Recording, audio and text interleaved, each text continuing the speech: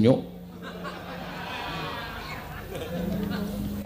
Padha sak praptamu tre Anoman tansah pinanginganing kawidadan Premban miring sambikala kepareng kula ngaturaken sembah sumungkeming pangabekti kula kunjuk sandhem wada paduka Premban Sabdawala tak tampa gawe gedhening atiku ora liwat pangestu Tampanana ya tre nggih kula pendhingga jimat paripin gayana ing kasantosan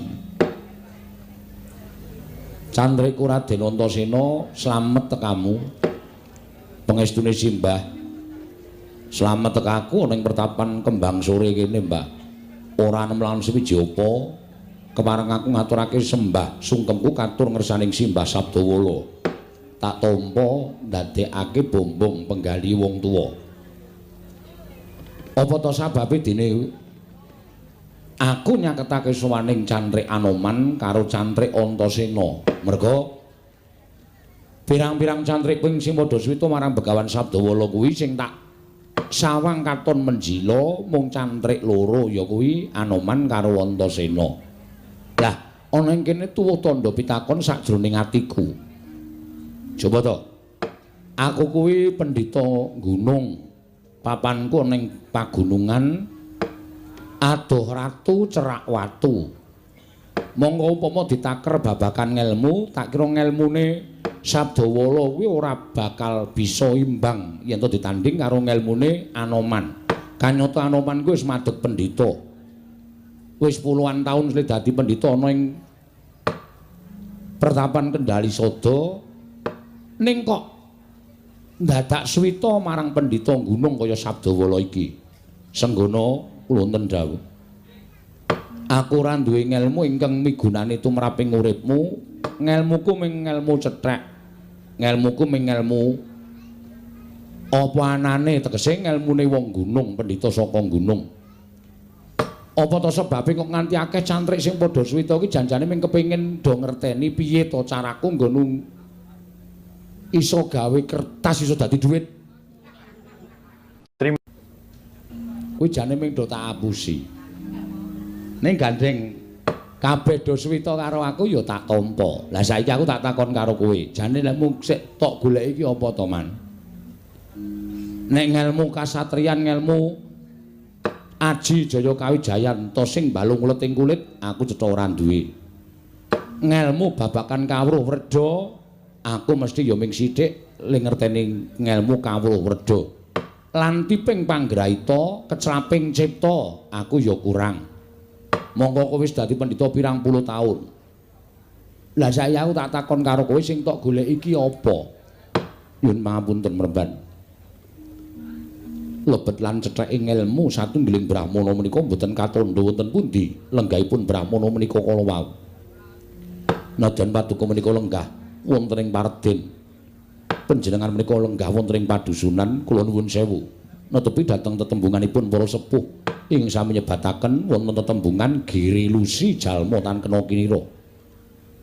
Monggo miturut petanganipun Anoman kula menika nggadahi gegebengan ingkang sepriki tasih kula tindakaken. Gegebenganmu apa? Nadan Anoman menika sampun umur mangabad-abad nanging menawi tangan kula tasih saged kumrimbyah sukunipun ingkang abdi menika tasih saged jumangkah. Kula tasih saged ngulir budi, ngulir pikir, budidaya tiyang gayuh. Wah, ngelmu menika mboten winatesan kathahing umur. Waton kula tasih saged nampi ngelmu, ngelmu menika tentu kula upadi ngantos mbinjang puputing umur kula Penemban. Welaidian. Apik penemumu. Bener. Wong golek ngelmu kuwi ora winatesan umur. Ya kadang kala ana sing ngendikake, wis umur tuwa arep golek ngelmu arep apa. Lah kuwi jane penemu sing salah. Mergo wong urip ning alam padang kuwi kudu kedunungan ngelmu. Wong urip tanpa ngelmu kuwi kaya suwung kaya bumbung wong wang. Kuwi wekasan bakal gampang diblithuk dening kiwa tengene ingkang luwih pinter. Wekasan gampang dipinteri karo wong sing luwih pinter. Inggih Penemban. Mula bener penemumu. Waton pikiranmu isih iso nampa, tanganmu isih iso nampani utawa isih iso nyangking, sikilmu isih kena tok nggo mlaku, ngelmu kuwi aja nganti keri, tegese tansah diupadi tekan besok jaman apa wae. Lah saiki aku tak takon karo kowe sing tok goleki ngelmuku ki apa? Wong aku wis kandhakake ngelmuku ki ngelmu sarwa cethek. Ngelmuku ki ngelmu sarwa ora ana. Oh, kowe mesti golek ngelmu pengasihan, ha to? Kowe mesti ngerti kondange nek bojoku papat, ha to? Mboten sinuwun. Mboten peremban, mboten menika. Ginanipun menapa kula menika sampun sepuh. Arep tuwa kae? Kuwi ya perlu digunakake. Nggih. Nggih. Nanging sanes menika. Lah terus apa? Kathah ing badhe kula suwunaken mriksa dhateng paduka Penemban. Nek iso arep tak wangsuli nek ra iso kuwi aja kagol atimu. Merga menungsa kuwi winates. Menungsa kuwi ora sempurna. Inggih. Menungsa kedunungan tetembungan ina lali salah apes lan mati lan ora didit. Inggih. Inggih Penemban. Saiki Raden Antasena. Sampeyan kuwi ya putra satriya tur dasare jagat ingan keberbeken marang mandangi Raden Antasena. Satriya ndugal kewarisan, dasare putu dewa tur bapakne satriya peng-pengan. Nek lumrah panjenengan ki Ndara Antasena utawa Raden Antasena kuwi sawijining satriya ingkang tak kira kaya wis komplit apa sing dibutuhake. Kok dadak ketayalan sowan utawa suwita ngersani Begawan Sabdawala iki janjane ngopo? Ngelmu sing tok goleki apa? Nek perkara penemu ngelmu ora beda karo Pak Dianoman, Mbah. Ning nuwun sewu. Tekaku ana ing pertapan Kembang Sore kene jane ora saka niatku dhewe. Lah iki sing rada nyemelangi nang kene iki. Kok ora saka niate Raden Antasena, saka niate sapa? Mung nalika semono aku lagi nglakoni tapa ana ing kasatriyan Ngrandu Gumbala. Dumadakan aku entuk sasmitaning dewa ingkang dumuling ana ing Karna. Yen to aku didhawuhi sapa Suswita marang Begawan Sabdawala mapan wonten pertapan Kembang Sore, tanpa taliwara aku budal saka kasatriyan Ngrandu Gumbala goleki menyang ngendi papan dununge pertapan Kembang Sore. Bejo, bejane awak dene aku iso ketemu karo pertapan Kembang Sore lan suwita karo Begawan Sabdawala. Lah terus sampeyan suwita iki sing tok goleki ngelmu apa? Manut apa sing arep paringke tak tampa. Ngelmuku ngelmu ming cethek-cethek wae, Raden Antasena. Mbok menawa ora ana sing migunani tumraping uripe Raden Antasena. Sak kabeh ngelmu, sak cethek-cetheke ngelmu tumrap aku bakal ana pigunane. Malah kula mangsa wong sing ora gelem ngopeni ngelmu cethek-cethek kuwi yen kebentu sing tawang utawa kesandung kesrimpet marang lelakon kadang kula malah terus kelingan ngelmu cethek mau iso dienggo ngrampungi lelakon mau. Ya apa ora, Mbah? Lah ya bener. Ya wis nek pancen wis duwe karekat lan tekad sing kaya mengkono aku mingkari nampa. Lah saiki ngene. Njaba kae akeh para kawula ingkang padha kepengin njaluk tamba karo aku, njaluk pangestu karo aku, njaluk berkah karo aku. Njaluk dayaku. Heeh. Kae wis do antri. Ning tak dhisikke Anoman karo Raden Antasena. Rawuh mrene coba. Nek pancen ana arep sing mbok takokake, takokno. Nek aku iso wangsulan, tak wenehi wangsulan.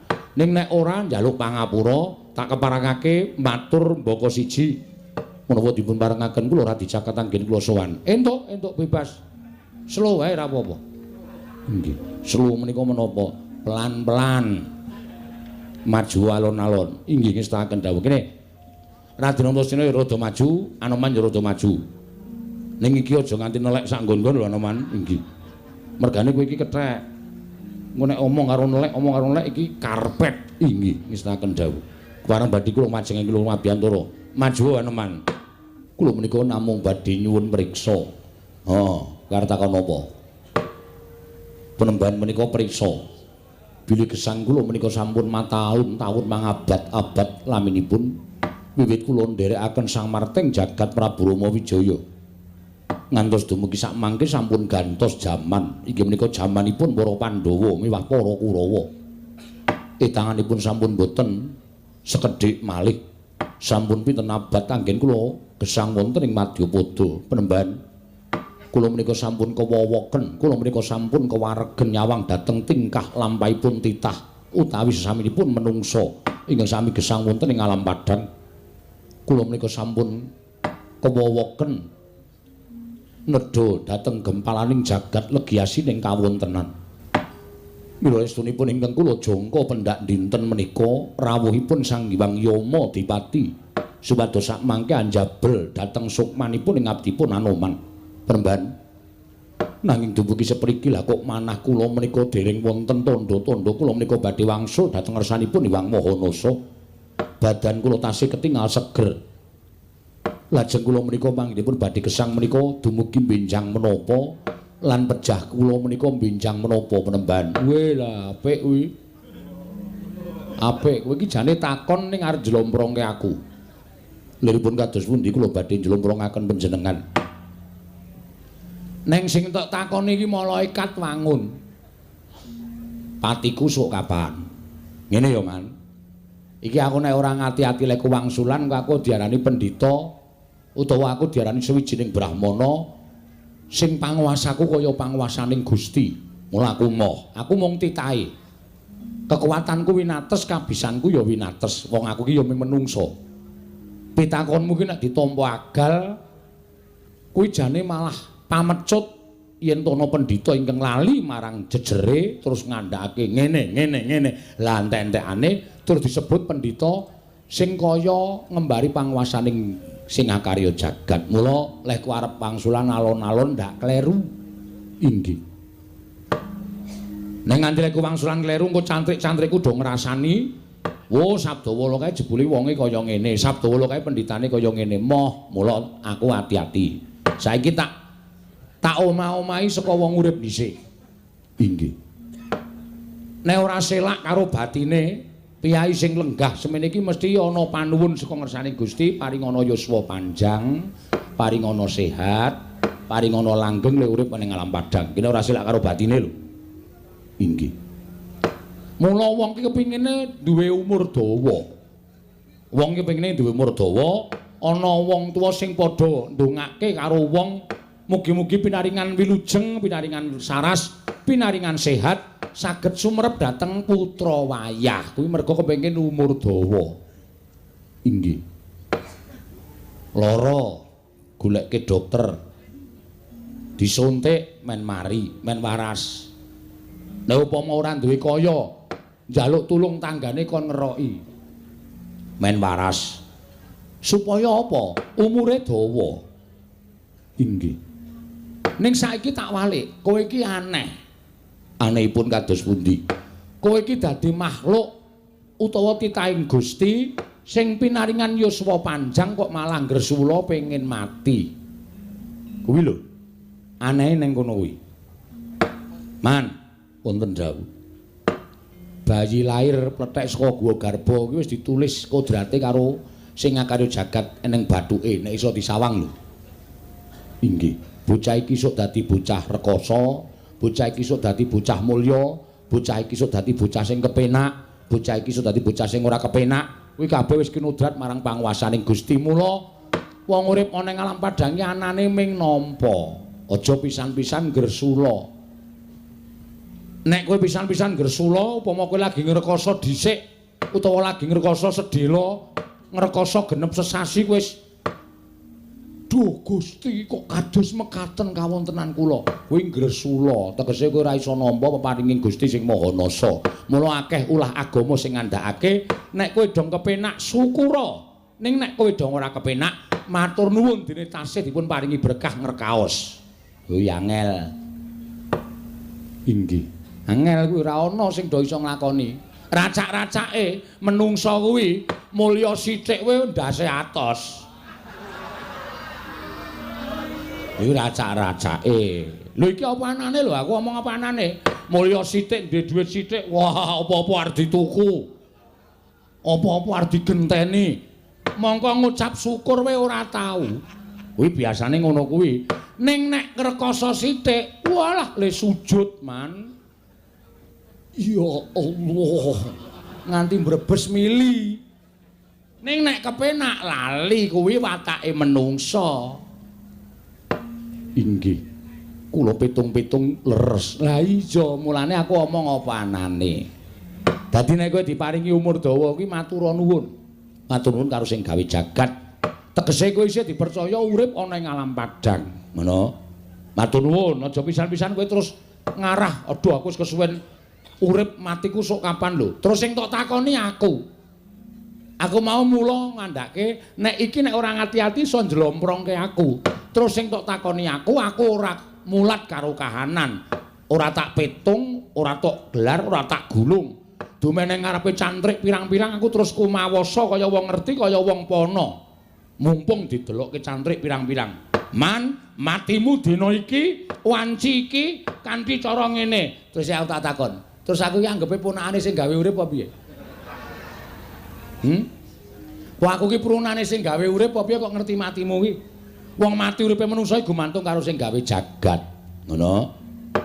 Mati uripe manungsa karo gumantung sing gawe urip. Menungsa mati ki ora iso dijangka kapan. Ana sing tenguk-tenguk langsung teksek ya ana. Akeh kuwi. Ana sing lagi mangan keselak. Ming keselak sak upa lho. Ning nek Gusti ngeparengake dadi dalan patine kuwi ya akeh. Ana sing lagi ngitung dhuwit terus mati ya ana. Ana kuwi ora kok. Keselak matane. Ya matane para dhuwit pirang-pirang terus gleleng to. Kuwi ana. Pirang-pirang. Ngono lho. Ana sing lagi momong anake, ana sing lagi nyirami tetandurane, ana sing lagi ning sawah, ana sing lagi nabuh ya ana. Ning tak jaluk aja, inggih. Inggih mekaten. Ning kabeh iki pasrah karo sing gawe jagat, ngono lho. Wong ki nek wedi utawa wong ki nek pikirane tekan nggon pati, uripe ora tentrem. Wis to, manut wae. Manut jangkane sing gawe urip. Umurmu mung tekan semene. Sabdawala arep kowe dadi wong pinter ning umurmu ing tekan semene. Monggo Gusti. Menika kersa panjenengan kula namung sumarah. Ngono. Inggih. Dados penemban boten mangertos benjang menapa telasipun umur kula menika boten mangertos. Ora. Jujur wae ora. Nanging menawi tandha-tandha panjenengan saged ngendikaken menapa mboten. Aku ki pendhita e. Dudu pegawai BMKG. Nek pegawai BMKG iki iso ngrani, oh sesuk bakal ana lindu, sesuk bakal ana ngene ditengan kuwi mbuh tenan mbuh ora ning iso ngrancang. Lah aku ki ming pendhita. Tur gaweanku pendhita ngundung ki ora kok mejang ilmu akeh-akeh. Ngelmuku ya mung ilmu cethek. Niatku urip ana ing alam padang kuwi tetulung tapa ngrame, paring sandang wong kawudan, paring payung wong kudanan, menehi pangan wong kaluwen. Monggo aku tanpa pamrih. Lho deloken ya lho, kawula sing do antri semono akeh, do njaluk tamba karo aku, do njaluk apa-apa karo aku, ning aku ora njaluk sulih apa-apa. Niatku pancen nulungi marang sak pepadaning urip. Gaweanku mung ngono kuwi. Inggih. Ing menawi dipun tandhakaken menapa tasih dangu menapa sampun caket. Kowe meksa kowe iki. Aku wis semoh wangsulan ning kowe meksa. Sesuwe tasih dangu, suwe banget. Waduh, ora waduh. Lakoni kanthi seneng. Lho. Ngono lho. Dilakoni kanthi seneng.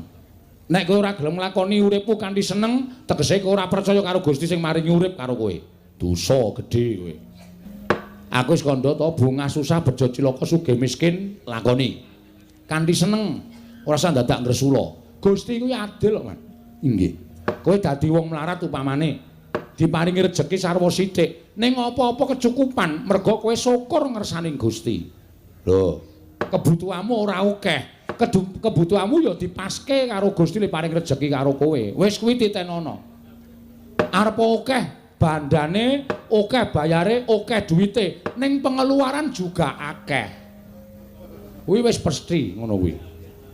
Dadi mesti padha karo sing ora duwe dhuwit, ning ming sithik pemetune iso awet duwite. Duwe dhuwit akeh, ning akeh pemetune iso boros. Ha ta? Wong didit akeh iki godane akeh kok. Ngragati kono, ngragati kene ayo. Oke. Karyawane akeh. Ngono. Mengkaten nggih. Ha iya dadi yo mulane perkara iki aja nganti tok gawe bingung. Wis to pasrah wae. Arep tekan kapan sok nggon murid disyukuri. Kowe tangi lek saka turu esuk iso melek iso weruh kahanan pertapan Kendari Sada ngucap wae alhamdulillah Gusti tasih dipun paringi gesang ngono ya ra inggih matur sembah nuwun penemban cemeplong raos sing manah kula nanging menawi kepareng kula badhe nyuwun mriksa apa meneh panjenengan teparing dawuh gesang kula tasih dangu menika benjang jaman menapa wala kuwi angel kuwi yo njlomprongke kuwi nek aku omong kowe esuk tekan jaman iki man kuwi aku yo diarani nek wah Sabdawala iki kaya ngerti-ngerti ya Sabdawala iki kaya dong-donga aku wedi ning sing penting isih suwe setunggal warsa kalih warsa wah urung apa-apa 100 tahun meneh luwih waduh ya wis diterima-terimake Pak D sok kowe gari untu tok nek umur semene kok tekan 100 tahun meneh lho tenan kok tenan ning Gusti iki adil lho keagunganing sing gawe urip nadyan Anoman ki umure wis abad-abad ditambahi sak abad meneh deloken awake Anoman isih kaya ngono kuwi isih panggah sehat isih panggah rasa isih panggah sembodo kuwi adiling sing kuwasa inggih mugi-mugi ngaten penemban ora mugi-mugi mugi-mudi inggih penemban ngaturaken panuwun ingkang tanpa pepindhan sampun marem cemeplong raos sing manah kula apa meneh sing arep takoke aku manut nek aku iso tak jawab nek ora iso ora tak wangsuli sampun cekap menika sampun marem yakin inggih saestu monggo kowe tekan Kendari Sada kowe engko terus grenengan ana sing gurung tak aturke terus suatu saat kowe sowan meneh ora nyono kok malah rasaku kaya kena ya Mbah kenapa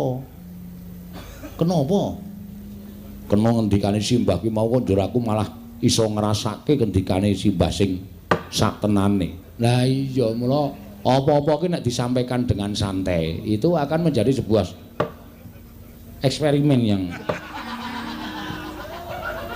akan mengena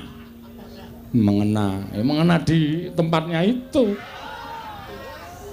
ngono ya Mbah dadi ora usah nganggo saklek-saklek ayo mejang nek nganggo tembung sing rekoso malah penontone apa kae tembung apa ora kecekel nek santai ngene iki ora apa-apa Simbah ki pendhita kok bahasane dicampur-campur lho cantrikku ki ana sing saka Betawi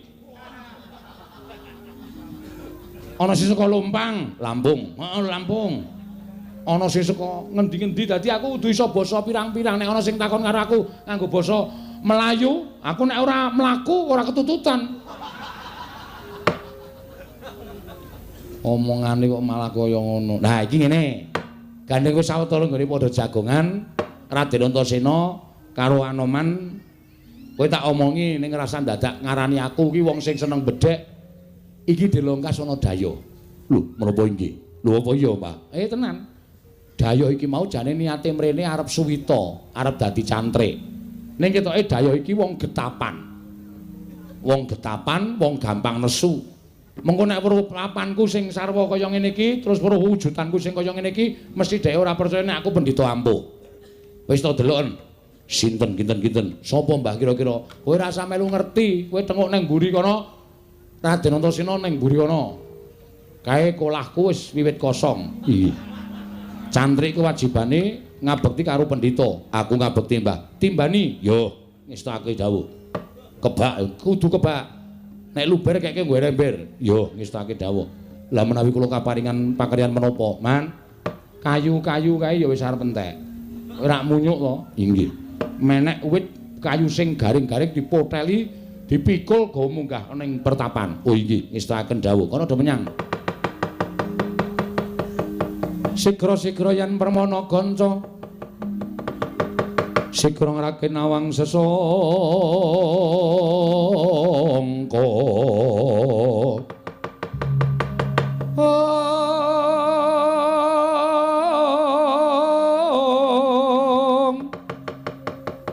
Nalindra mbek marwa sing sang katriku mulung mangrempak ing wadya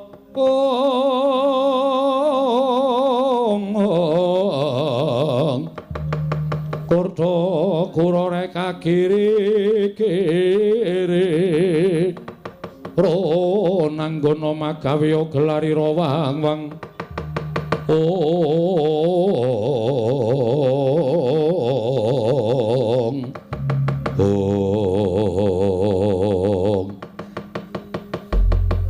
mandi ucape Sang Begawan Sabdawala nalika semanten geger Kang Samya muninga lamun ana Nalindra ingkang wantun miyak Kang Samya sumewa sangganing para cantrik manguyu jejanggan tanah sanes kejawi namung Nalindra Mandura Prabu Baladewa.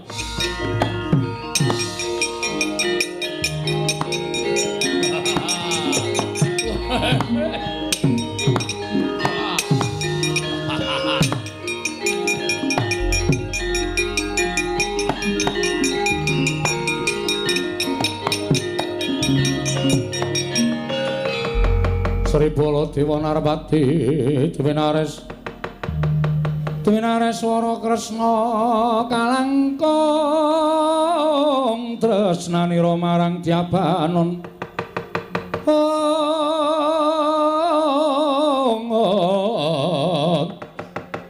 marang Dyabanon Cinawi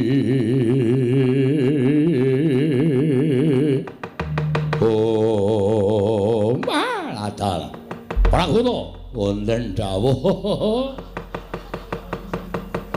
kowe iki mau saka Negara Mandura jare kondo yen ana pendhita ampuh kowe mau matur karo Prabu Baladewa Ratu Gusti Mohaku yen ana pendhita ingkang wicaksana lan akeh panggening para cantrik manguyu jejanggan ing padha srita marang ngersaning pendhita mau lha iki kok malah aku to depe ning kene iki lho lho mangke rumiyin sampun duka lha nggih menika brahmananipun menika Gusti Brahmana piye?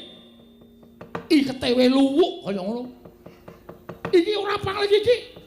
Wah, dalah, aku tau tate nyewa surjan iki. Surjan lurik iki mesti colongan iki. Kok ngene kok pendhita iki ampuhe ngono apa? Mangke rumiyin to panjenengan dipun suni priksa langkung mriyin. Sampun ngantos ngino dhateng Brahmana menika kala wau. Giri lusi jalmotan kena kinoro. Pragoto aku ora percaya. Aku ora percaya niki menungsa. Wujude kaya ngene kok Brahmana. Aku ora sudi kon suwita karo pendhita iki. Ayo bali Pragoto.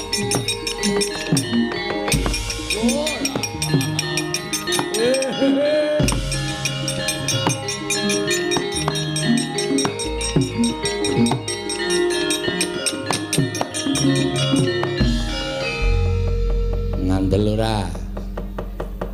Wong ki nek seneng ngino karo sak pepadane ya ngono kae dumeh iket kuluwuk. Pancen tak akoni iki iket silian. Iki ya surjan leku njukuk memeane sapa mbuh. Ning ki dadi tak tresnani. Lah kok dadi malah aku dunekke wong loro saudon telu saurupan pendhita rupane kaya ngene kok mandi ki wo.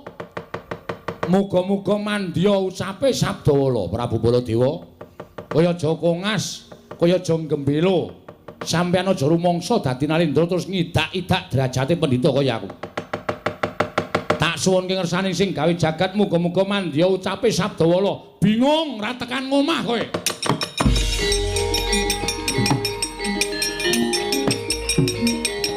Lho, iki piye iki?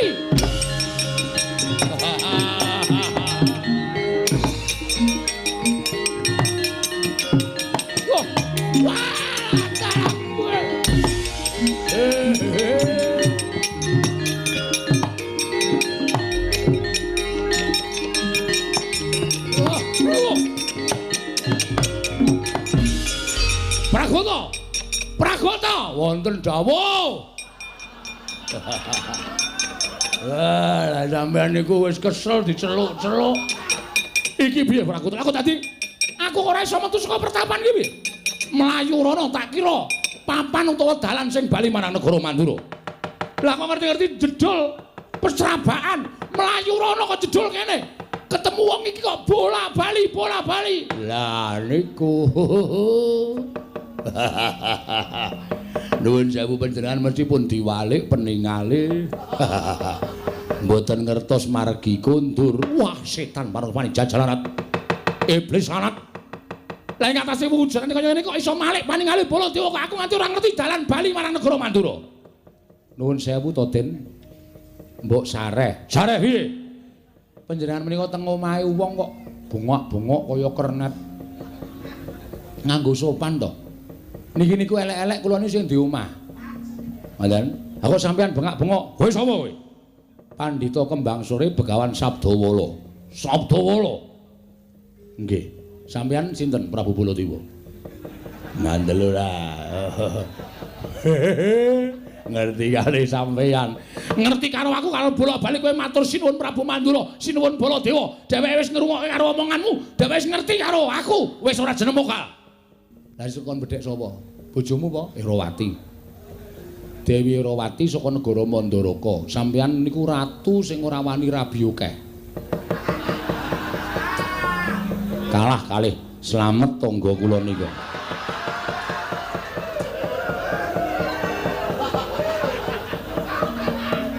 Papat. Ayo. Sampeyan niku ratu Dodeng Samaladeng kok kalah karo Pak Slamet. Ora caturan karo kowe. Lho ora caturan wong ning omahku ora caturan piye? Kowe cetha gawe malik maningale Baladewa. Yo. Kowe malik maningale Baladewa. Kowe ngino karo Nata Mandura Prabu Baladewa. Kowe ngiyas karo Nata Mandura Prabu Baladewa. Oh iya. Saiki ngene. Aku iso bali marang negara Mandura. Yen aku iso mateni Begawan Sabdawala. Lho iki perkarane apa? Ora ana masalah apa-apa kok mateni karo Sabdawala. Kula niku salah napa luput napa karo sampean. Ora sakokan gunung tanpa kuno. Ora minggat kowe cocok nenggala jeblok dadamu. Oh, sampean ora iso mlaku. Sampean ora iso mlaku, sampean ora iso tekan dindi, ngejejer kaya patung ning kono. Mandi ucaping Sabdawala.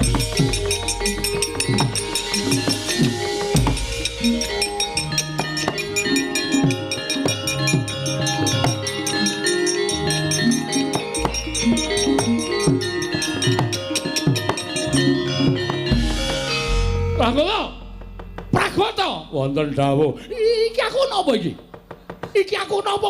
Aku ora iso obah wae. Tanganku ora iso diobahke abote ra jamak-jamak. Oh, stroke dasmu iki. Malah mujek karo bendarane. Ha pripun? Peredaran darah berhenti. Cilaka niku ning wonten niku. Piye kowe disebdake apa piye? Mboten perempuan, mboten. Pragoto mati aku. Pragoto iki sing ngobah ming iso ming cangkemku tok. Mataku ora iso kedhep. Iki mbrebes kabeh lohku. Wah, pripun? Menjan menika senengane ngeyel. Pun kula kandhani ampun sembrono karo pendhita Kembang Sore sampeyan disebdake niki wau mandi. Aduh, mati aku Pragoto. Wonten dawuh. Awakku piye iki? Mboten ngerti nggih normal mawon. Lah kok ora iso dobake babar blas. Pripun lho ya ora ngerti. Pragoto wonten dawuh. Ora wawahe lho 200 kaya ngoten kok. Lho ora Pragoto tak ajar kowe. Tak ajar kowe. Wo ayo. Meso kalah nggon aku. Edan. Siji, loro. Kok dikilani?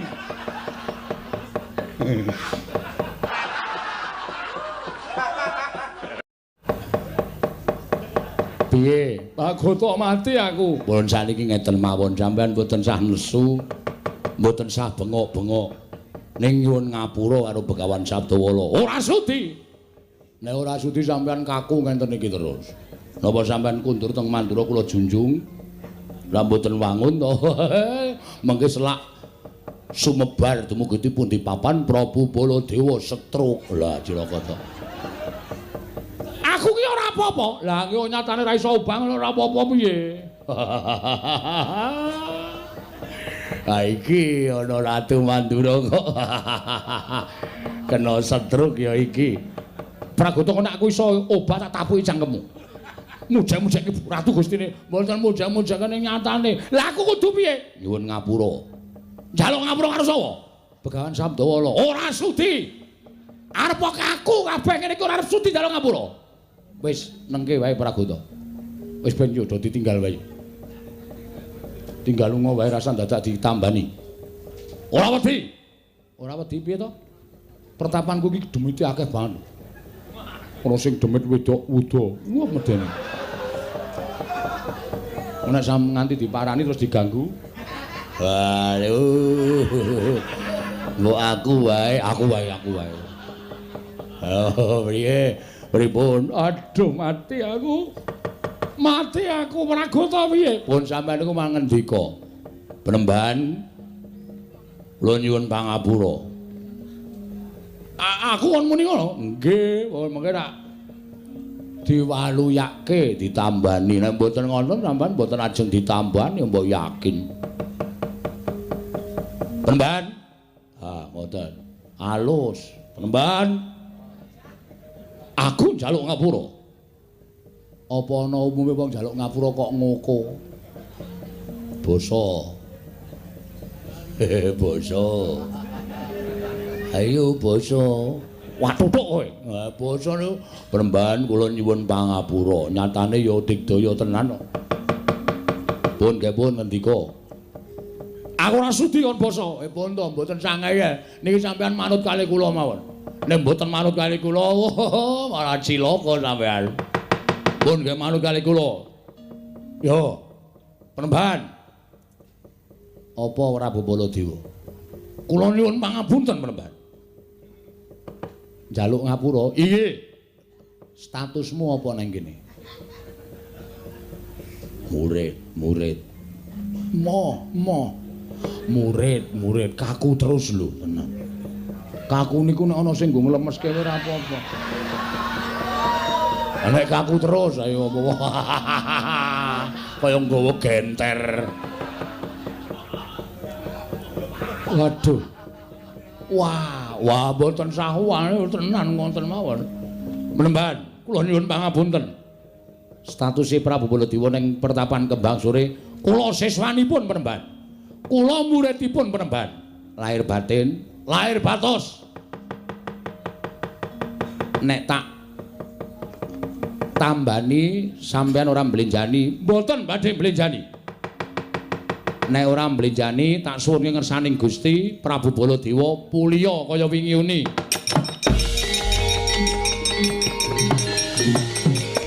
Wah.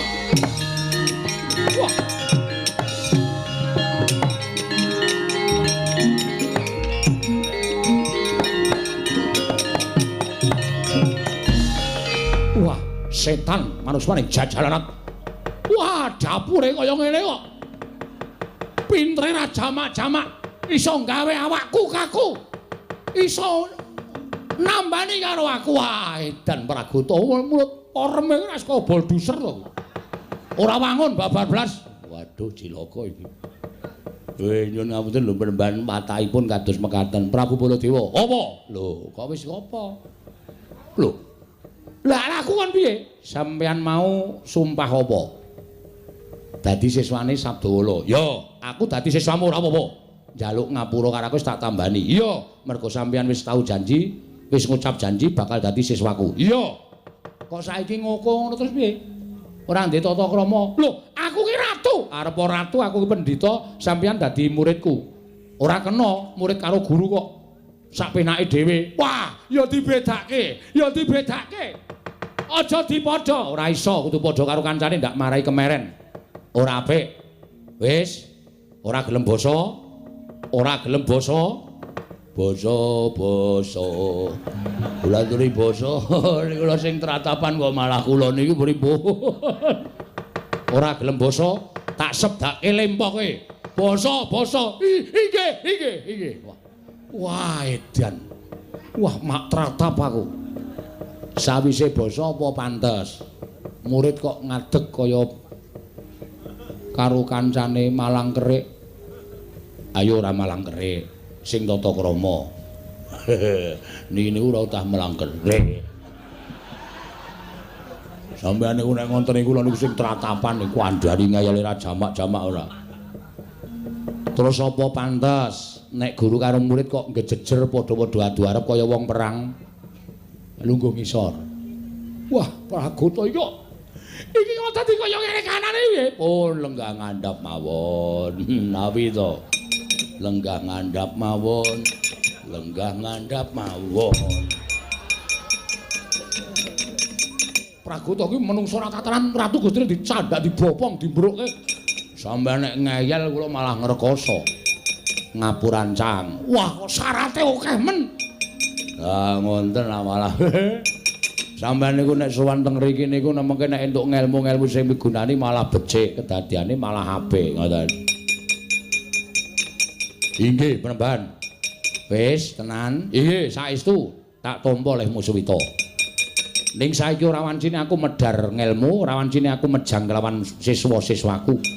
Merga tontonan kawula semono akeh kae padha ngenteni titiwanci tak timbali padha kepengin njaluk tombo karo Begawan Sabdamala. Inggih. Prabu Baladewa mlebu pertapan sik ngenteni sak rampunging kewajibanku. Oh iki staken dawuh. Kula dos pundi Penemban? Kowe ya mlebu pertapan sik Pragoto. Oh iki monggo sinuwun kula dherekaken kula ladosi wonten salebeting pertapan.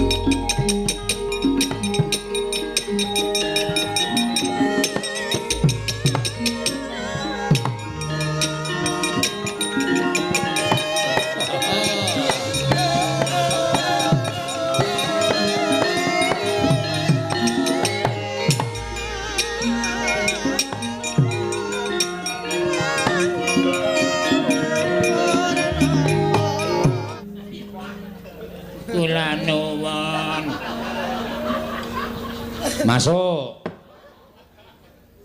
Nuwun sewu Penemban. Apa iki? Dipun tepangaken.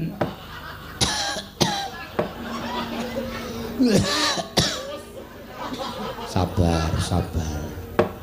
Kula saking nganu pundi niku Sida Arum. Oh. Jenengmu sapa? Kula pun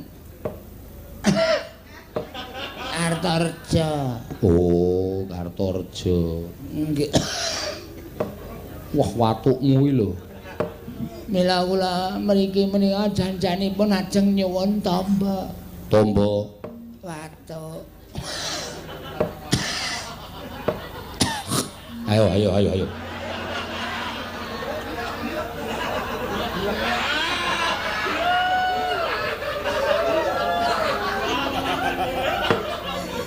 Nggih.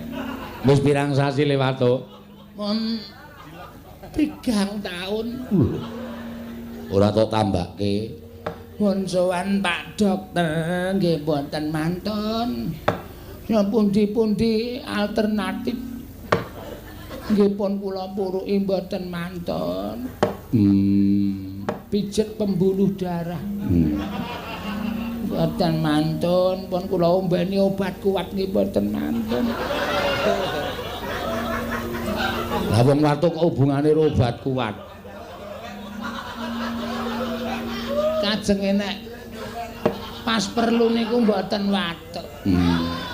Mergi nek kula nggih watuk niku terus kendho piyambak.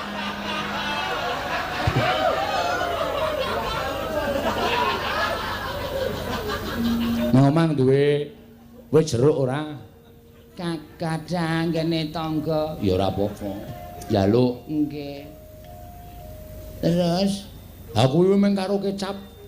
Ngangge sambel. Lho. Ora nggo sambel kaya mangan soto ora. Iki tombo e. Nggih. Kuwi sak sendoke dikecerke ning sendok jeruk pulut kae ning tok godhog sike, godhog sila. Tegese diobong jeruke. Oh, terus kae kecap nggo legi-legi terus diombe. Engko nek ra mari bali mrene. oh nggih. Aku duwe obat sing bunder-bunder cilik-cilik. Engko panganen. Nggih. Ah, mengke hintril. Udu. Iki obat tenan saka Cina. Matur sembah nuwun tanpa pamit nyuwun pamit Penemban. Ya sing ati-ati. Nino sekedhik asal leh kula duduk sumur rasa. Kuwi rezekimu. Aku nulungi kowe tanpa pamrih. Wis to, tak dongake mari rasa kaya apa-apa. Mboten niki tandha terima kasih kula. Ora usah. Ya tak tampa ning wenehno anak-anakmu. Anakmu pira? 16. Bojo? 4. Ya sak omah. Mboten wonten wong sing kaya kula iso manunggalake pawestri 3 wonten setunggal griya nek wong ampuh. Iya. Lelenge ra jamak. Sampun sing ati-ati. Alon.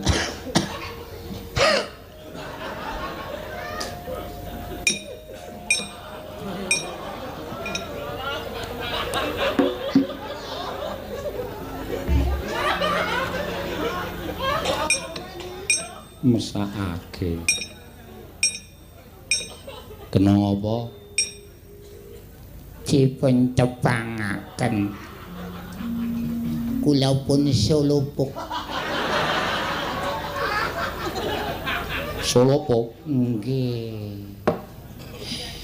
Kula niku istilahe kula gentone cebongan. Oh. Jaman nem-neman kula gleleng penyembahan. Ning saniki bareng tuwa kok sikil kula kaya lempah. Kula mboten iso mlaku sing biyen warung-warung kula jaluki dhuwit. Kula kan pasok kalih kula saniki kula nek teng pasar cembongan dadi bandem. Muter kowe pluk. Arep gleleng ketak dasmu. Nganten niku penemban. Kowe tak critani. Nggih. Hukum kuwi neng pirang-pirang. Nggih. Hukum alam. Nggih. Hukum adat. Nggih. Hukum negara. Nggih. Sing terakhir hukum karma. Nggih. Kuwi kabeh telu hukum adat, hukum alam, hukum negara kuwi iso diwakilke. Ning sing jeneng hukum karma kuwi ora iso diwakilke. Kuwi hukuming tumindak. Ngoten. Ngono. Nek tumindakmu elek nalika nom-nomane saiki tuwa kowe lempoh, sikil ora iso diobahke, ora iso nggo mlaku, kuwi jane ora kok saka apa-apa ning kuwi saka dongane wong pirang-pirang sing tau tok gawe rekoso. Saiki aku tak takon karo kowe petungen. Wong dodol mongko le dodole kulakane wae 20.000, golekke bathi nggawa bali dhuwit 30.000 ki ming bathi 5.000. Mongko tok dodos duwite tok jaluk tok peksa, anake nang omah do nangis ora iso mangan, kowe ora gagas tekan semono. Duwite tok nggo seneng-seneng tok nggo omben-omben. Nggih, rumiyin kula tumbaske toya atos. Toya atos ki Minuman keras. oh. Minuman menika toya, keras menika atos. Toya atos. Dados Mbah Jenggot tenggen anggur nika asline ndase atos.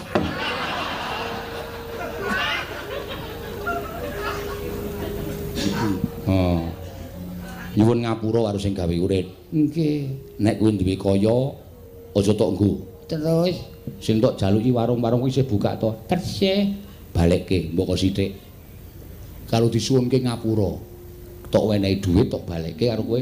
Kula diparingi ngapura nggih Pak, Bu, Lek, Wo lan sapiturute. Kowe nditetuke aja tok nggo seneng dhewe. Balekke karo sing tau tok gawe rekoso. Kuwi seranane kowe nebus dosamu. Nek ora tok kaya ngono iki kuwi, oh selawase nganti mati kowe ora iso mlaku ya ngono kuwi. Ternyuh ati kula. Kula mbiyen ya kaya glelenge ra jamak-jamak. Wis ora usah perlu digetuni, sing jeneng sego wis dadi jenang kuwi ora bakal pulih dadi sego meneh. Nggih, matur nuwun panembahan kula tak nyuwun pamit. Wiwit dinten menika kula ajeng manembah. Bagus. Napa sing kula entuk leh kula nyambut gawe mboten ngajeng kula nggo dhewe ning ajeng kula dum-dumke kalih sing tau tate kula gawe rekoso. Bagus. Mari kowe tenan. Nggih, nyuwun pamit. Niat ning ati? Nggih. Sumpah karo sing gawe urip? Nggih. Apa sing tok ucapake? Nggih. Bakal tok lakoni. Demi Allah, ajeng kula lakoni. Jajal ngadeg.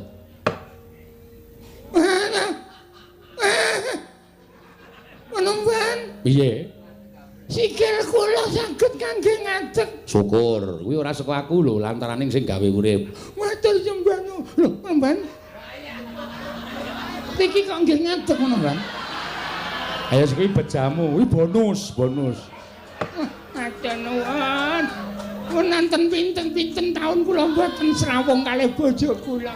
Bune tampan ana.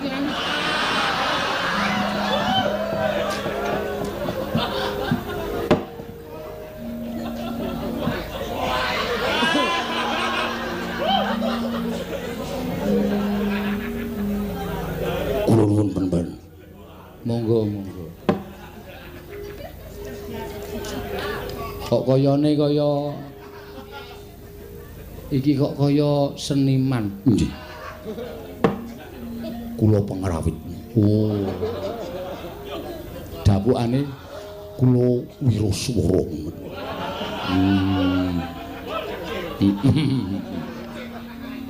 Penben. Penonton setunggal sasi menika swara kula mboten medal. Weh, Monggo swara kula niku nggih kula nyambut gawe. Mesti enten sing ngirimi kula. Kula ditenung kalih kanca-kanca pengrawit kula. apa ana sing tok curigai? Wonten, Pak. Sapa? Sing nyuling.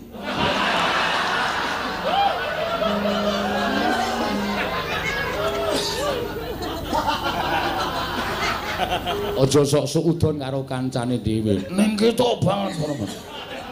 Ketok banget. Kali kula niku ketok lemeri. Oh, jenengmu sapa to? Kula Katno. Meri kali swara kula. Aku wis tau ngrungokke swaramu ya arum tenan ya apik tenan kok ya. Anu nek mung jeneng iki gending apa roti ngono kae. Halus banget. Nggih, kula nyuwun dipun tambani menapa? Ya, engko tak tambani.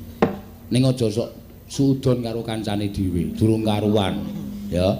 Monggo saiki iki sing jeneng dolanan kaya ngono kuwi ora gampang. Kuwi ana hukume. Dadi ora usah sok curiga karo kancane dhewe. Ya ra? Iya, mriki tak ada. Rembut iso omong tenane. Mingkar-mingkur ing ngono. Mingkar-mingkur. Loh, pun sesasi niki kula mboten entuk mangkat kali juragan kula. Wah iya. Ya wis coba ora. Agene jame anyar. Nggih. Coba mbok njajal jam kuwi copoten. Non, Jam kuwi copoten. niki adus barang kula nggih. Jam kok adus barang dienggo Anti air. weh Kali anti bayar. copoten sik. Nggih, Pak. Wis, ndelok tak gawane. Mangke dipek. Ora. Aku ora ndek milik kamu. Jam koyo ngono nggon aku keh banget. Wis. Wah, wis tak sae ya. Nggih. Nyedak rene.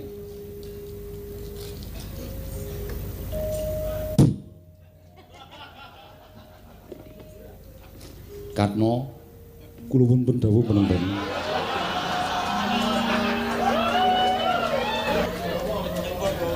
Coba. Aku gumun.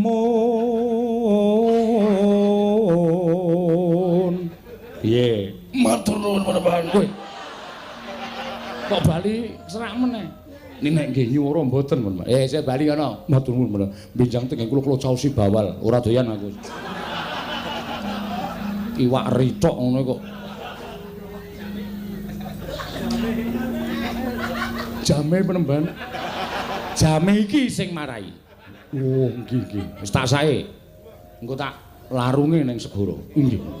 Langsung sesuk nek tuku jam iki sing larang, ora sing golek le kuning ming 35.000 kok kuning. men kaya emas. Mandhap saking pertapan kembang sore kula ingkang putra Dursasana Cemadung Dawula. Pamanedyan putra pun Surtayu Cemadung Dawu, paman putra pun Kartomarma Cemadung Dawu. Lah, Bat. Ya napa, Bat? Iki putra pun Dulmagati Cemadung Dawu pendhadul paman Dalya Cekudi. Dursasana Surtayu Kartomarma Durmagati Citraksi.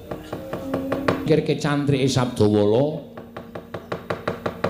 tegese ora kelakon mboyong marang Begawan Sabdawala kang mangkono bakal dadi dukane anak Prabu Ngastina. Wah, ladala.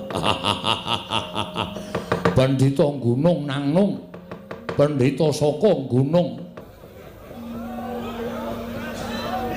Piye kok meneng? Sampeyan ora omong mau-mau. Wah, tiwas kene bengok-bengok. Piye? Nggo wangsul. Lho. Kok bali piye? Mau ora kaya-kaya lemu matur kok saiki bali. Kudu ndok rangket. Yen kowe iso ngrangket santri ing Sabdawala, kowe iso mboyong marang Begawan Sabdawala. Ning yen ora iso, ya wis awak dhewe bali nglenthung ora bakal entuk gawe Dursasana. Wolah. Nek wau kula pikir cantrik-cantrik ini wong Karang Pradesan wong mriku mawon. Nek gandeng sampeyan paring dawuh, cantrike Anoman Ali Antasena. Alon-alon, Man. Alon-alon piye? Dipetung sampun ngantos buntung tembe wingkingipun. Mergo Anoman Antasena niku wong ampuh-ampuh wong digdaya. Lah, rak tenan to, aku wis ngerti kok. Ora kaya sumbarmu nalika ngarep bar saiki wis ngerti cantrik Sabdawala Anoman karo Antasena kanjur katon pucet. Cahyamu, raimu kok kanjur alum kaya ngono. Sapa sing wani? Sapa sing wani karo Antasena? Sapa sing wani karo Anoman niku satriya pengpengan kabeh. Anoman niku arep kethek niku gembong mangliawan. Tau tate dadi senopati ning Sang Marteng jagat Prabu Rama Wijaya. Neming kula musuh Anoman mulih iso mlebu ICU, Man. Rasaku kan gunem tanpa guna wis to. Kowe menang, Watanaja maju mbaka siji, maju bareng mara. Anoman dikeroyok, Antasena dikeroyok ora jeneng mukal yen to kabeh bakal kalah.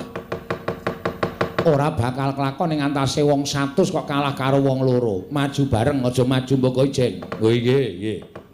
Panggatipun para putra pinjang menapa raketang sambung Baracara lintang mangkata dina iki.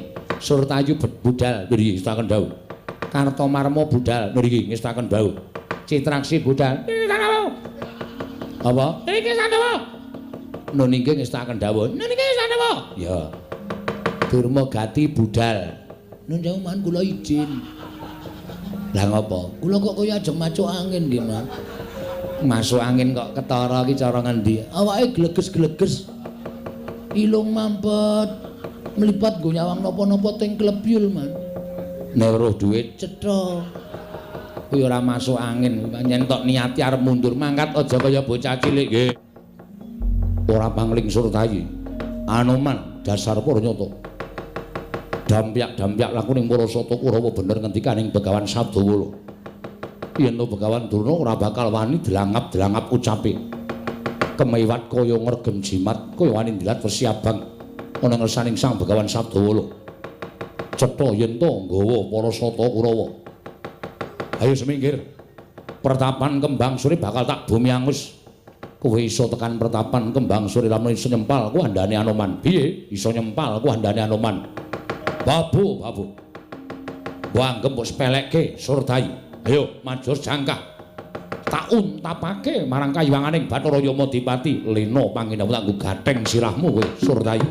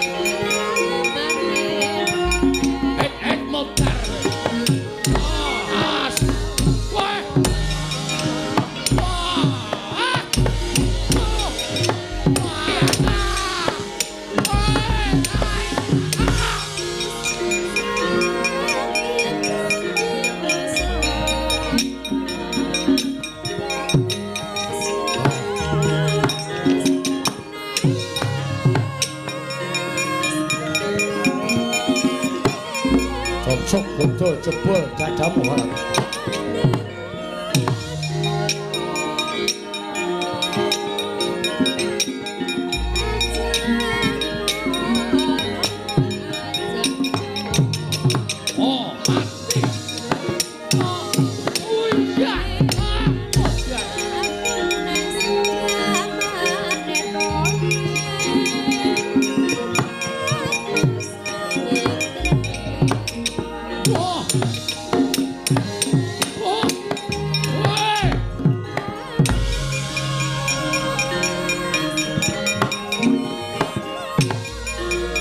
Setan, ayo balik iki.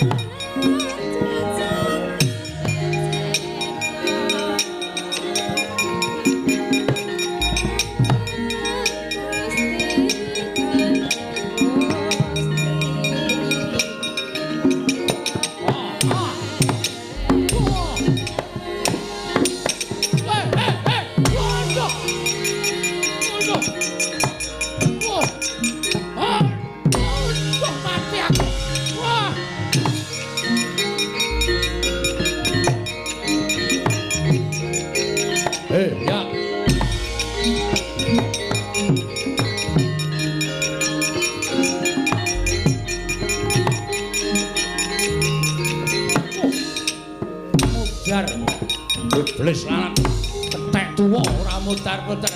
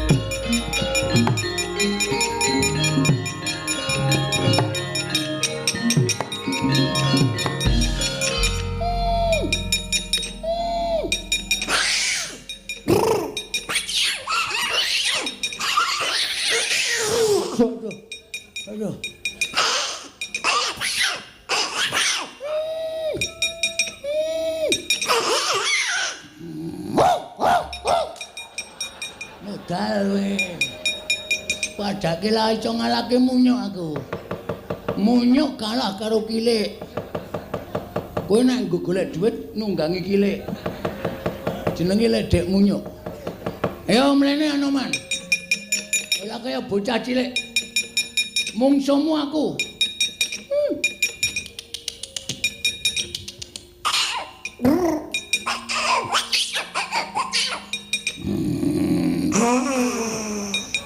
Kalah kowe tetepan. Musaku.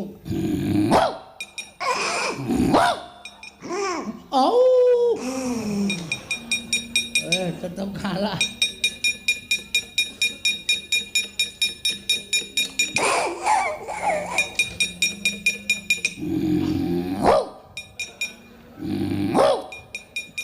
Ora tak gantung kirike. Wis malik Antaséna to? Wis.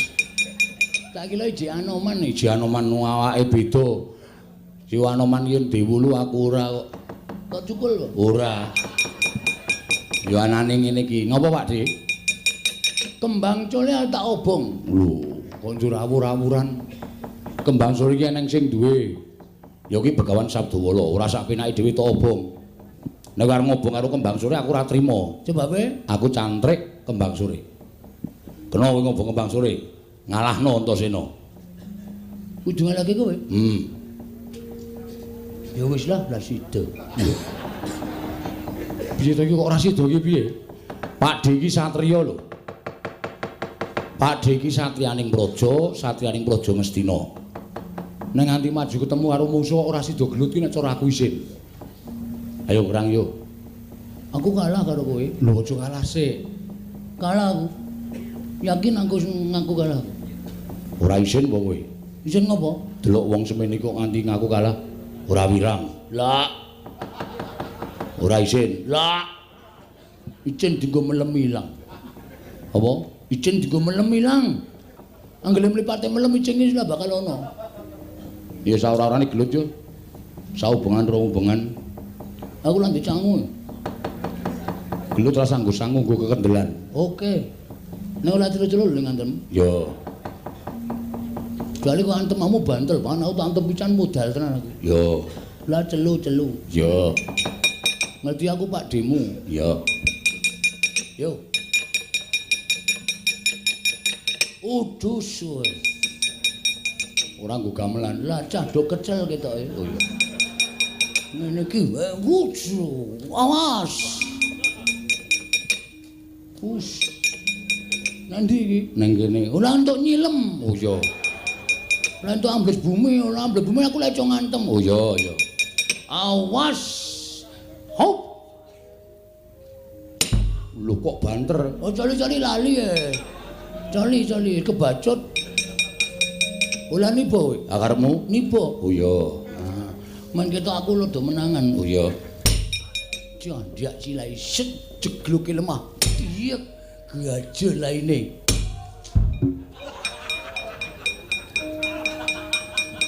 Ngopo, Dik? Janggutmu atos banget ya. Sikilku kalah nganten. Mundur. Ah, yo yo. Oh, ya. Cemono wae cemono. Ya. Lah entuk bantel-bantel lho. Iya, iya. Mesak karo Pak D soalé nek banter ndak kowe nganti lara. Heeh. Cemono wis cukup. Ya. Kebantelan ya. Nggon cangkem iki mau. Iya, iya. Us. Wut edian. Ora lunga. Aku men kaya kowe. Ayo nek iso endo ya Asem ya. Ayo sing do nguyuh-nguyuh sik ora apa-apa iki jek suwe. ora Mati dinengku, mati kowe. Waduh suwet. Nggo gaman. ya. Tenanan ora? Ola. Oh iya. Waduh. Cak entuke iki lho nyilih bakul degane. Oh iya. Aku nggawa ora? Cak kalemu. Ya menimbang nggawa ya. Yo. Asem iki. Linggis. Ayo sak anane. Ola bandel-bandel lho. Olah.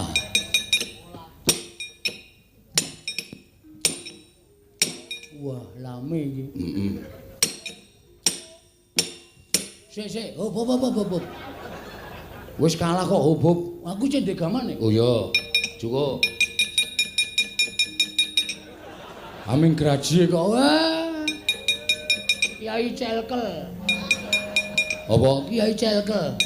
Circle ki? Celkel. Ngegraji gluk. Oh. Circle. Celkel. Udus. Anjukane nek. Ya juga. Apa kuwi cetok? Ya.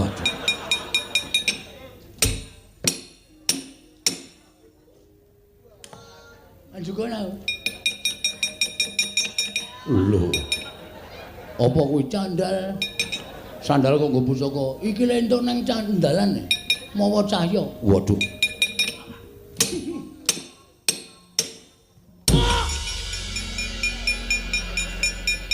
Masaku kok entek-entekke tenaga. Dur. Kok bathuke kok abang. Kok ndur biru, kok ndur menjoto. Mundur le. Liyane men tumandang karya. Lho. Antaséna ngapusi man. Ngapusi apa? Jalane alon-alon bantul banget nuthuk ndas kula. Nganggo linggis. Mun semanggaken. Ya, Cultayu kalah mundur. ngerti aku. Kalto Malmo kalah mundur. Ngerti. Dulmo ganti kalah Mundur. mundur. Sapa sing arep maju?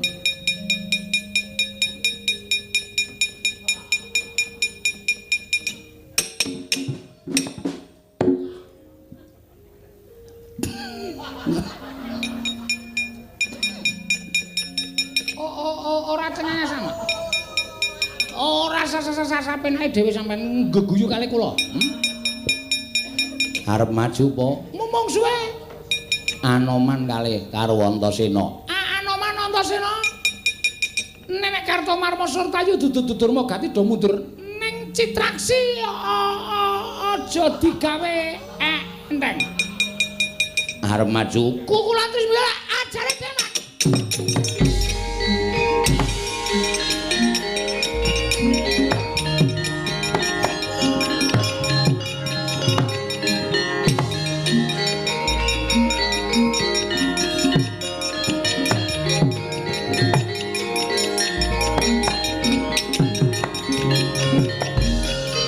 Pak D Citraksi Antasena pancen kepara nyata.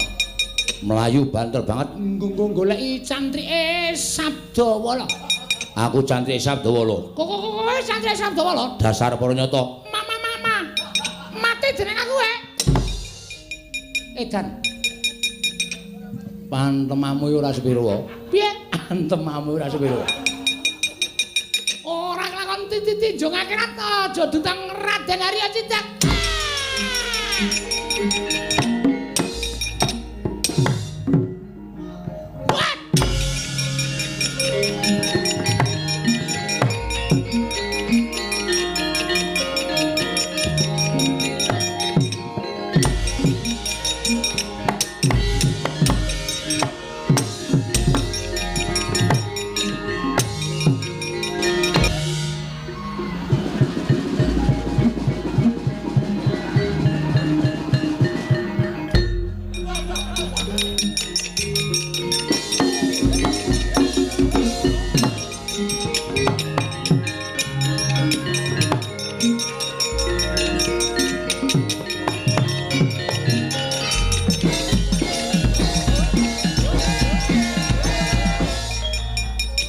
Kose. Berhenti. Maju perang biasane kanca-kancamu iki do kalah. Mundur kowe mbrangkang kok. Kowe joget. Wong niki nek arep entuk kanugrahan ora kaya wong. Antasena tak antem. Heeh. Rapopo kula diantem baris Antasena bres. Heeh. Candak sirah kula duncake mburi, Mas. Kowe eling ora? Eling. Oh. Terus tiba teng ngarepe asu Anoman. Blus diantem Anoman kula. Bres. Caca. Cacan ndak sira kula duncake mburi brubut. Oh. Kula ki nek tiba teng ngarepe Sarimi. Sabdawala. Heeh. Jujur bulen tiba teng ngarepe wong wedok lemu banget. Oh. Teteng dodo ana tulisane Sunyahni. Oh iya. Sesajake kaget wonge. Oh. Tiba blek. Langsung kula diantemi bres. Tenger-tenger nika. Bareng kula megap-megap candak sirah kula terus diseseli niku maslub ngoten. Wawaune ajeng kula lepeh. Oh. Wawaune ajeng kula lepeh. Ning kok kula seret kok seger. Terus kula entekke man. Oh. Sesajake nganti kentekan napas. Sisih kudune sing kewaregen kula sing semaput kula kok malah mriko sing kemaput. Mbok menawa kempes. Mbok menawa. Nah, seger. Gabres kuwi lho. Napa nggih? Heeh. Kukuning apa putih? Kuku putih. Seger. Kemonjo tenaman. Ajeng ngicipi napa? Ora. Wong tuwa kok aneh-aneh. Weh, arep adi kaya ngapa niku? Tuwa kae nek disediani kaya ngono ya tetep gliyak-gliyak. Isih kok. Isih sing siji. Oh. Nah, dinikmati dimendinani mboten napa-napa. Dur, Nun. Kowe arep maju apa ora, Le? Nun, Kowe arep maju apa ora? mboten ajeng-majeng. Pun kajenge mboten napa-napa. Ora isin Musa Manantasena. Wah, isin lara ya cilaka. Mbok isin pun mboten isin ra apa-apa ning ora usah maju, ora usah babak bunyak awake. Pun kajengipun Kakang Duna pripun? Mangsa mikir Dewate. Sabdawala kuat nampani Kyai Cundamane. Oh, kula meguru karo Sabdawala.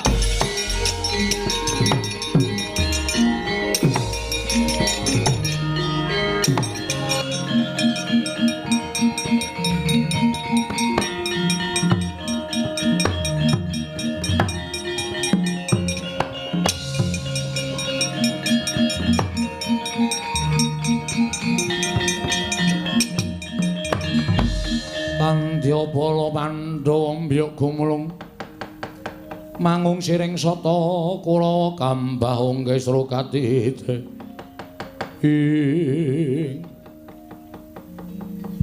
ana piyayi-piyayi kok lenggah ana ing ngisor Penemban kula ingkang abdi pun Puntadewa. Penemban kula ingkang abdi pun Kresna ing Ndarawati. Penemban kula pun Arjuna. Wah, Santopo, aku Werkudara ing Jodipati. Lah piranganing para Pandhawa. Inggih, mila mekaten Penemban. Estining manasuwan sakadang namung badhe ngaut pepodo paduka Penemban. Madeg minangka cantrik pertapaning kembang sore. Suwita marang Bagawan Sabdawala kasinggihan mekaten. Sangune wong suwita mboten arupi brana picis Mas Hargya tuwin bondo donya babar pisan mboten. Namung sangunipun ingkang abdi pun Puntadewa namung kapitadosan kelawan kencenging tekad anggen kula badhe suwita dhateng paduka Penemban Sabdawala. Semanten ugi mboten gesek lan pengendhanipun Nyai Puntadewa Penemban. Yo aku yo ngono.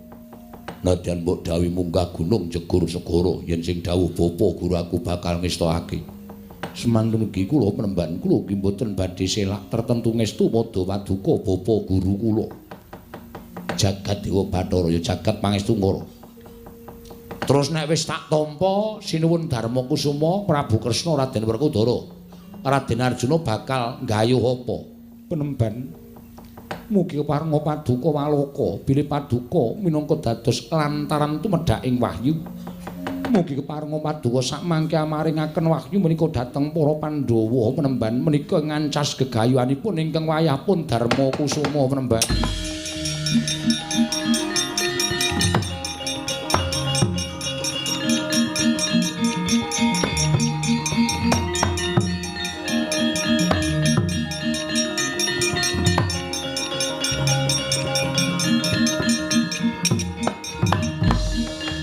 Mastuna Sidam skaring bawana langgeng. Ora nyana babar pisan. Jebul padha lantip panggraitane para Pandhawa. Nadyan ulun ingkang ngamomong marang jagating Petruk ingkang ulun dawuh minangka dadi pandhita ing kembang sore.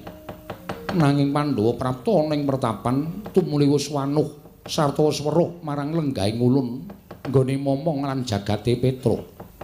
Pukulun sembah kula kunjuk sewu kalapatan diagung pangaksami. Pukulun sembah kula kunjuk sewu kalapatan diagung pangaksami. Wenang kakeku aku nyuwun pangapura. Pukulun nadyan ingkang wayah nyuwun pangapunten. Mboya ana keluputan ingkang kita tindakake lan ora perlu kita njaluk pangapura. Lan sing gedhe pangapura kita lamun sawetara ulun nyilih kelawan ragane Petruk. Ulun boyong marang pertapan kembang sore. Sayekti bakal matedhakake kanugrahan ingkang ngaran wahyu kamulyan Pandhawa Sira nampa wahyu kamulyan ya mung sira ingkang bakal bisa mulyakake diri kita pribadi lan mulyakake sagung para tumitah ning Madyapada iki para Pandhawa.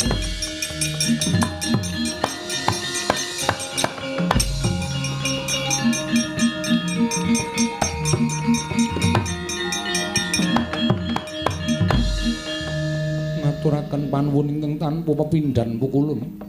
Kanugrahan sampun tinampi ingkang wayah pun dharma sakadang. Nggih, pukulun ngaturaken panuwun. Wenangake ku ngaturke panuwun. Pukulun kula ngaturaken panuwun. Aja kita ngluputake kelawan Petruk, yekti Petruk ulun ingkang dawuh. Inggih pukulun, punta wonten timbalan ulun kundur makayangan nggih.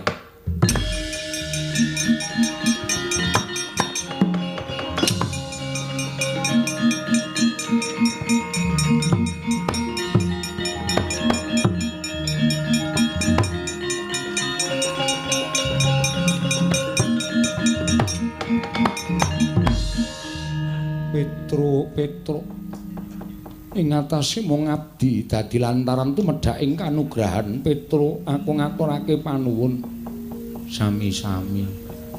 Petruk aku ngaturake panuwun ya Petruk sami-sami. Petruk nun matur nuwun padha-padha anu sami-sami. Petruk aku ngaturke panuwun nggih sami-sami den sami. Kula niku ora ngerti kok tekan pertapan kembang sore sing gawa sapa sing junjung sapa wong wancine bengi kula tilem.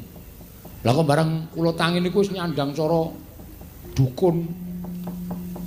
Iya Petruk nggih.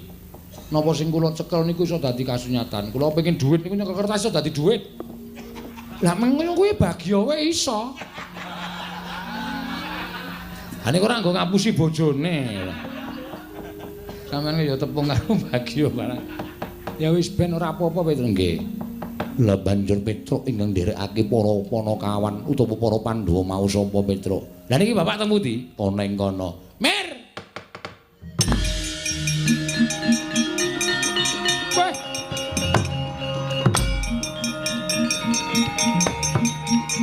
Wet.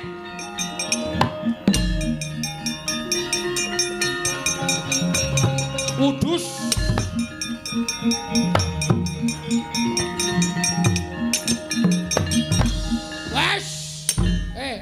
Wah, aduh. Selip sak wong. Bagonge nek karo aku sajake kaya dem-deman. Wah, Petruk loro e. Heeh. Sapa ya, Petruk? Sing asli aku. Tenane? Tenan. Aku ora tau gawe-gawe kok, Gong. Terus kae saka sapa? Konene. Wani ngampleng aku barang iki. Dek iki mung Petruk gaweanku kok. Ayo, ayo. Aduh. Jabut jenggotmu. Lho, ngampleng aku sing ngakon sapa? Nggih nderekaken Rama Semar iki lho ora. Rama Semar. Petruk sing asli iki aku ora ming gaweanku to. Lho, gaweanmu saka apa, Tru? Gaweanmu saka apa, Tru? Gaweanmu saka apa to, Le? Iki ora ming tak gawe saka petelku apa?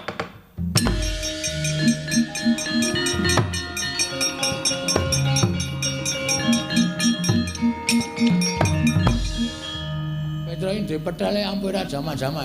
Mbosok disastruk ora niyang ngono. Men, rene. Oh, piye kowe duwe pusaka ngono iki, Gong? Ora duwe. Aku duwe arep mung petelne gleleng iki padake kerja bakti.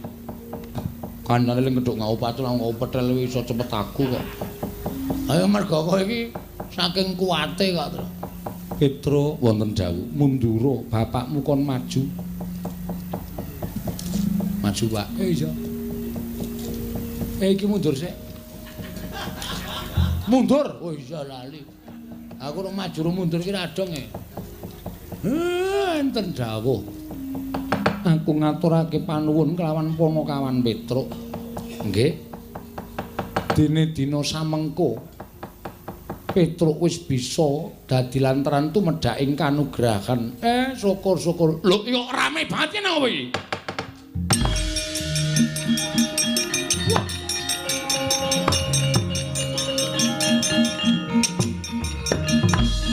Yayaji kasinggihan Koko Prabu. Koko Prabu kok wonten mriki? Lho, Koko Prabu kok lenggah wonten mriki? Baladewa nang kene.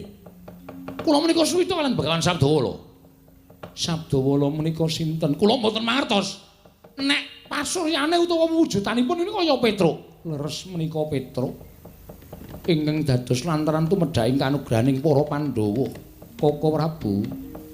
Mewah Petruk dipun mong dening pukulun Sang Hyang Padawenang. Wah, edian. Wah, iki menungsane iki. Kowe sing nyepatani aku nganti aku rasa bali mau. Ayo saiki sepatono. Ya wis ra iso. Dukune wis bulunga. Dukune lho pukulun Sang Hyang Bathara Wenang. Kula mbiyen mandhir mergo pukulun Sang Hyang Bathara Wenang. Wah, setan lho Petruk kok macak dadi pendhita barang nganggepe Dawi Dewa kok ya ora diniat kaya ngono kok. Lho, ya munyuke sapa ucul tekan kene iki? Began Sabdawala wonten pundi? Ah, Sabdawala aku man. Waduh. Ki Lurah Petruk. Heeh. Nyuwun pangapunten Ki Lurah. Ora apa-apa wis bantu karo aku kok. Ana acara apa iki kok rame banget iki? Lho, Petruk kok ning kono? Nggih, Ndara. Mora dadi pendhita to. Oh, wis pun badar pun rampung. Bapak kok ning kene? Yo, Petruk dadi pendhita dadi lantaran tumedhaing kanugrahan. Wahyu apa, Pak? Wahyu kamulyan. Wedian. Wahyu kamulyan. Wah, cabambung. Kandhani malah sajak maido. Nggih muga-muga kamulyan sing ditampa dening para Pandhawa menika dayane saged damel mulya, damel tentrem, tuwin damel ayem kulawarganipun Mak Slamet ingkang sampun kepareng nuwari nadar dalu menika, Ndara.